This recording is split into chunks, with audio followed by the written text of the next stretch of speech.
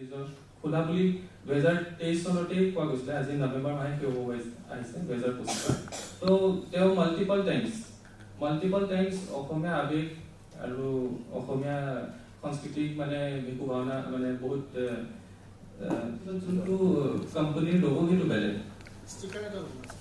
খালি স্টিকাৰ এটা লোগো আছে Voltas blue star and sticker logo আছে কিন্তু এইখিনি যোনটো দিছে JSW কাগজ আমি যিমান দিছো কাগজ বিলাক দিছে আৰু তেখেতসকলৰ কথা বতৰাৰ পৰা আমি পতিয়ন গৈছো যে তেখেতসকল ভালদৰে বুজি পাইছে যে বিশ্ববিদ্যালয়ত যোৱা 2 বছৰৰ ভিতৰত বহুতখিনি অনিয়ম কেলেংকাৰী সংঘটিত হৈছে কিন্তু ইয়াৰ পিছতো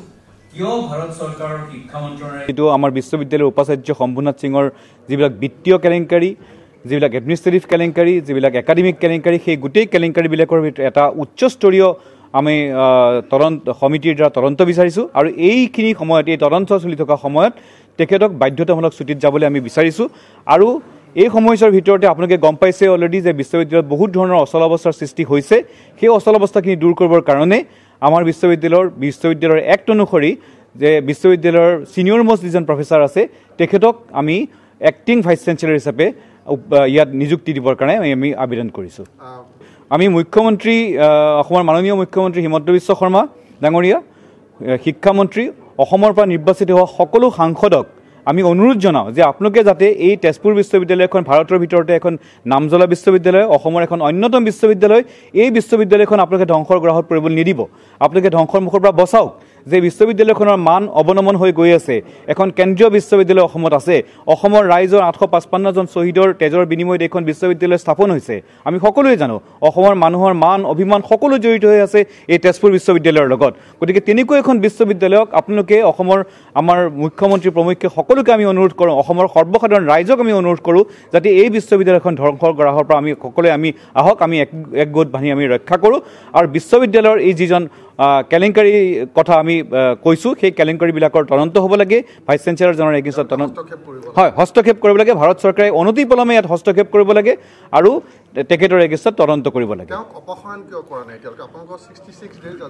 হয় আমিও আচৰিত হৈছোঁ যে এইটো কিয় অপসাৰণ কৰা নাই আমি বাৰে প্ৰতি দাবী জনাই আহিছোঁ অপসাৰণ কৰিব লাগে তেখেতৰ এগেইনষ্টত আমাৰ তদন্ত হ'ব লাগে আৰু তদন্ত হোৱাৰ পিছত তেখেতক অপসাৰণ কৰক আৰু তেখেতক বাধ্যতামূলক ছুটিত যাবলৈ দিয়ক তেখেত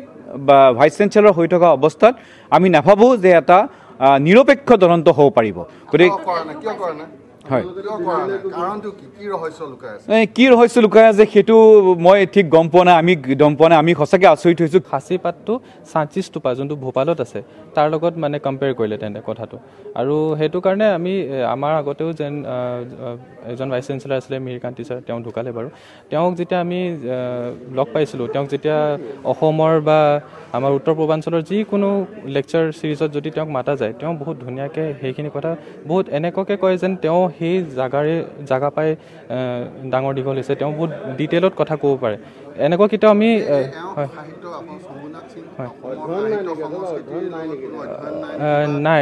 নাই কাৰণ এইটো আপোনালোকে দেখা পায় জুবিন গাৰ্গ নিচিনা এজন ডাঙৰ মানে আমাৰ অসমীয়া সমাজৰ এজন হিৰো তেওঁক লৈ যদি তেওঁ ইমান ঠাট্টা কথা ক'ব পাৰে ইমান মানে কমেডি কৰিব পাৰে যে ডোণ্ট মেক থিংছ ফানি এনেকুৱা টাইপৰ কথা ক'ব পাৰে তাৰপিছত আকৌ লাচিত বৰফুকনৰ নামত ডিপাৰ্টমেণ্ট খুলিম বুলি কৈ পেলাই আজি কিমান 1 বছৰ বেছি হ'ল ডিপাৰ্টমেণ্টটো হোৱা নাই তাৰপিছত লাচিত বৰফুকনৰ নামত হোষ্টেল খুলিছে হোষ্টেলটো ইমান কমজোৰি লাচিত বৰফুকনটো ইমান উইক নাছিলে মানুহজন তেওঁৰ নামত ইমান এটা হোষ্টেল খুলিছে যোনটো হোষ্টেল এটা ভূমিকম্পতে জৰ্জীৰ্ণ হৈ গৈছে